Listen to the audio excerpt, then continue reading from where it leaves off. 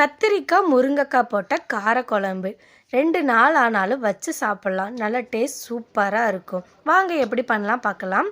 முருங்கைக்காயை இந்த மாதிரி குட்டி குட்டியாக கட் பண்ணி வச்சுக்கோங்க. நான் இன்றைக்கி 4 முருங்கைக்காய் சேர்த்துருக்கேன். 3 கத்திரிக்காயை இந்த மாதிரி நீளமாக கட் பண்ணி தண்ணியில் சேர்த்துக்கலாம். இப்போ வடசட்டியில் நல்லெண்ணெய் ஊற்றிக்கலாம். நல்லெண்ணெய் ஊற்றும் போது டேஸ்ட் சூப்பராக இருக்கும். கடுகு வெந்தயம் பொரிஞ்சதுக்கப்புறம் சின்ன வெங்காயம், கருவேப்பிலை, பச்சை மிளகா. இந்த குழம்புக்கு சின்ன வெங்காயம் தான் சேர்க்கணும், டேஸ்ட் நல்லாயிருக்கும். இதுக்கடையில் 2 தக்காளியை கட் பண்ணி தேவையான உப்பு சேர்த்துட்டு மஞ்சள் தூள் போட்டுக்கோங்க.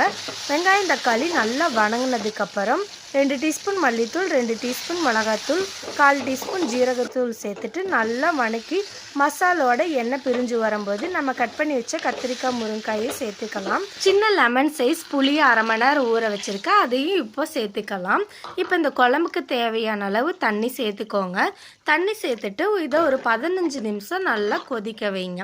மசாலாவோட வாசனைலாம் கொஞ்சம் போனதுக்கப்புறம் ஒரு 10 நிமிஷம் மூடி போட்டு வேக வைங்க. மூடி போட்டு வேக வைக்கும்போது கொஞ்சமாக சிம்மில் வச்சு வேக வைங்க. இப்போ சூப்பரான கத்திரிக்காய் முருங்கைக்காய் போட்ட காரக்குழம்பு ரெடி. இந்த குழம்பு சாப்பிட்டு பாருங்கள், டேஸ்ட் வேறு லெவலில் இருக்கும். இந்த மாதிரி வீடியோஸ் பார்க்கணுன்னா அனு லைஃப் ஸ்டைலை சப்ஸ்கிரைப் பண்ணுங்கள், லைக் பண்ணுங்கள், என்னோட இன்ஸ்டா பேஜை ஃபாலோ பண்ணுங்கள். நெக்ஸ்ட் வீடியோவில் பார்க்கலாம்.